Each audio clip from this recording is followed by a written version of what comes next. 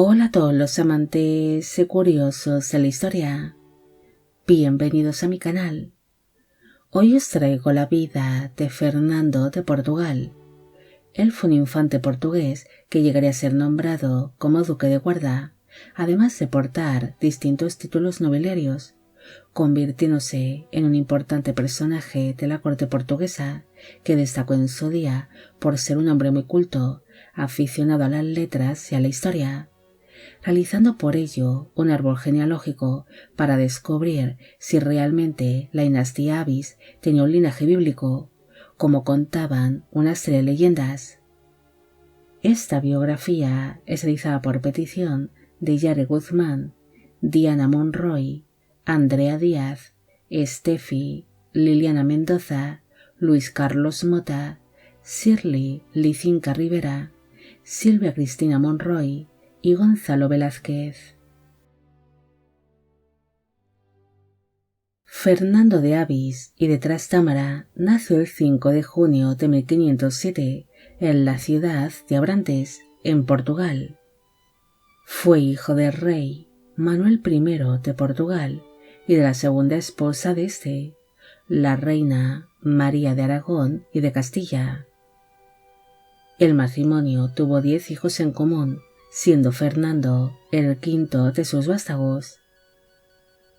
El recién nacido se convirtió en el tercer hijo varón que tuvieron sus padres, los reyes, y nada más nacer recibió los títulos de duque de Trancoso y el de señor de Alfayetes, Sabugal y Abrantes, aparte de recibir el cargo de alcalde de Lamego y Marialba, algo que le permitiría de adulto el poder vivir de las rentas de estas poblaciones portuguesas.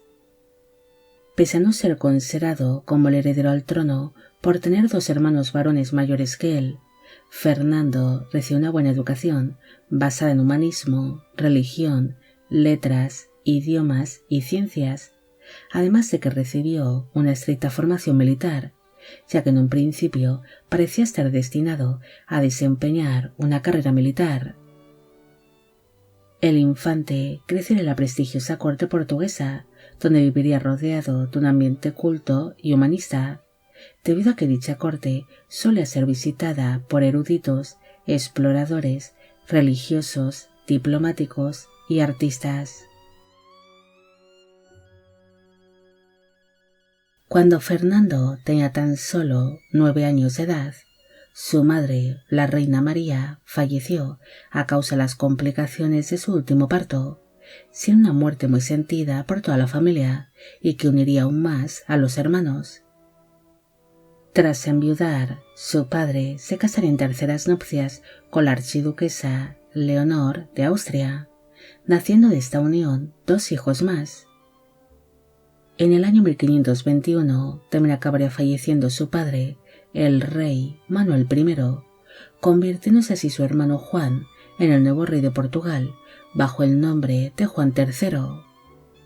Fernando siempre había estado muy unido a su hermano mayor, Juan, existiendo un afecto y una admiración mutua entre ellos. Pese a haber recibido una estricta formación militar, el infante no fue obligado a desempeñar una carrera militar o eclesiástica como algunos de sus hermanos. Él siempre fue un gran apasionado de las letras y del conocimiento, llevándose una vida cortesana donde se rodeó de grandes artistas y pensadores de su tiempo. Con motivo de la llegada al poder de su hermano, Juan III le entregaría a Fernando el título de duque de Guarda, un título que sería creado especialmente para él. Fernando pronto sería descrito por sus contemporáneos como un joven de buen porte, culto y refinado. Su carácter amable y su inclinación hacia las letras pronto ocasionaron de que se convirtiese en un infante muy respetado dentro de la corte portuguesa, debido a que a él le encantaba escuchar o contar historias del pasado, estando siempre muy interesado por su linaje y todo lo que tenía que ver con la historia de la dinastía Avis.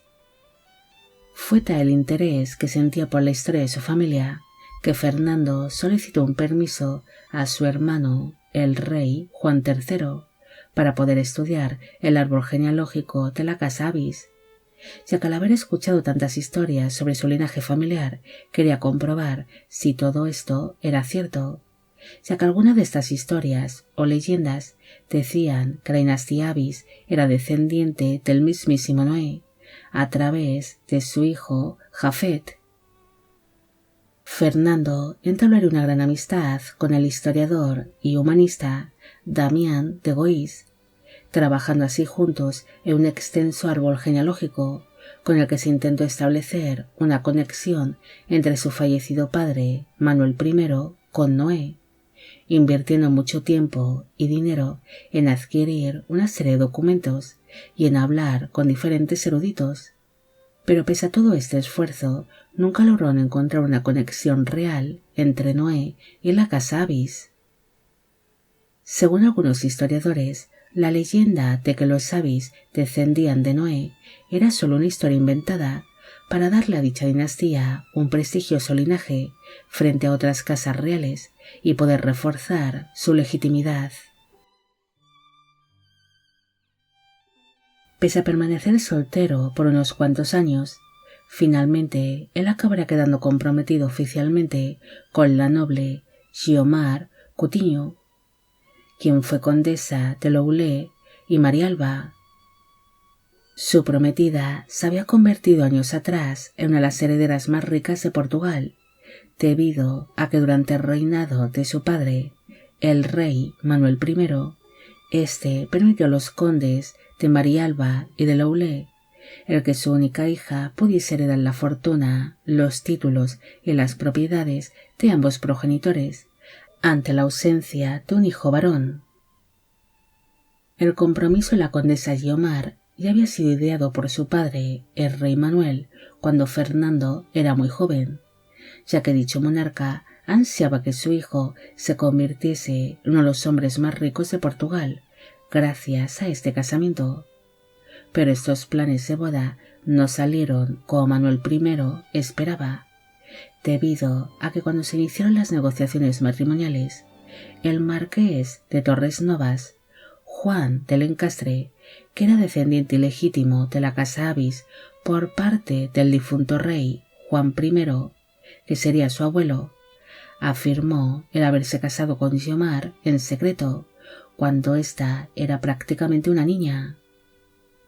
Finalmente, en el año 1529, se inició un proceso judicial donde dicho marqués acabaría siendo encarcelado por un tiempo, algo que permitió al rey Juan III de Portugal el poder anular aquel casamiento secreto y casar a su hermano con aquella rica heredera, quedando así oficialmente comprometidos.